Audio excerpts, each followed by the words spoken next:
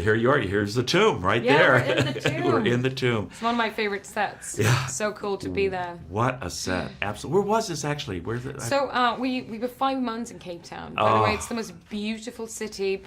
And then they built in a studio in South Africa. They built the tomb, and I must say, I mean, even I kind of just assumed that a lot of these big action films nowadays, they rely a lot on CGI and green screen, and our director was very stubborn on to bring that kind of more authentic feel. He wanted it to be set builds, which meant, like, as an actor, I got to go in and just be like blown away.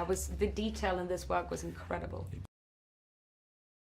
And a fellow Scandinavian, that must have been fun. Did you have sort of like yeah, I mean, we're able to speak Norwegian and Swedish to one another, but only when it's kind of us in a room, because otherwise it would be quite rude. Yes, I understand. But maybe you had a similar sensibility, and I know you were familiar with his films, which made it was nice as well. I was. Well, this is terrific. I mean, first of all, it's a great action film, but so often these kinds of films, that's all there is. There's the action and there's all of that, but there's a lot of intimacy here too. I mean, talk a little bit about the father-daughter relationship, because I think that's an important theme here. Definitely. And I think that relationship, especially when I was introduced to what they want to do with this film, when I met the director and the producers, is that the father-daughter relationship is really at the core of the story. And you could pull that one out and put it in any genre, and it would be effectful and something that you will want to follow.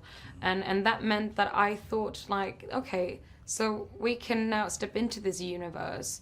And of course, I grew up watching Angelina Jolie make her into an icon on the screen with the films back then, but we can make something that can be relatable for a 2018 audience, but that will be something new, a very kind of human connection to this character and her journey that she goes on to become the very well-known action hero that she, of course, is. I understand you actually loved the Tomb Raider games when you were growing up. Yeah, I mean, Lara Croft and the Tomb Raider games have been quite groundbreaking. I mean, it was the first female protagonist in a video game. I was a 9-10-year-old girl standing in the living room, like, so curious. Yeah. I wanted to be part and try this adventure on with, finally, was a girl that I, could relate to.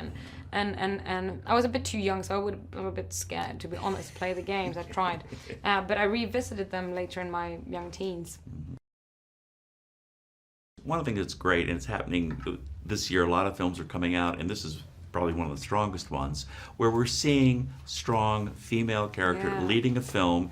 And as an actress today, with all that's going on, Me Too, et cetera, it must be great to be such a key player in this whole thing, and you must be very proud of that. I am. I was proud of everyone involved who decided to make sure that these films need to come up to the surface.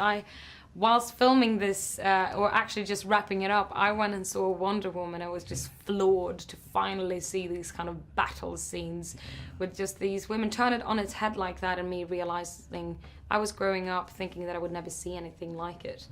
And I really think that in the times we're in now, it's wonderful that it's such creativity going on and people are so hungry for these stories that sadly haven't been shined a light upon before. So I'm very proud of being part of this. We know there's a lot of movie magic, but watching this film and knowing a thing or two about what goes on behind the scenes, physical training, I know that you had to go through a lot of that for this movie. Talk a little bit about that, because I bet you went through quite a bit. Again, yes, the pure excitement of me growing up loving adventure films and always been curious what it's like to shoot these kind of action sequences, that's one thing. But also, as, going back to why I wanted to do this film, as an actor, I really, I love to find ways of stepping away from myself, form a character. And it was so in story, already described in the script, what a feminine young woman she is, but she has this strong physical aspect of her, and I wanted it to be as it is. You show that she loves to work out. She's on her bike in the beginning of the film, and that makes you believe that if this film now is set more in a reality closer to ours, it needs to be plausible. That she now is thrown out on this adventure, that she can pull herself up these cliffs or the bomber plane, or that she can even try and take on, with a bit of her cleverness, of course, even a man that is obviously stronger and bigger than her. Absolutely. And even the scene with chasing the boys in Hong Kong, whether that was Hong Kong or not, it looked like Hong it looked Kong. like, even Daniel Wu, who plays Lou in our film, who's from Hong Kong. Yeah. He was even amazed. He stood there in our set piece in Cape Town and was like, oh my God, this looks like home. It was pretty amazing. It was almost 360, and we had about 350 to 400 Chinese extras in South Africa.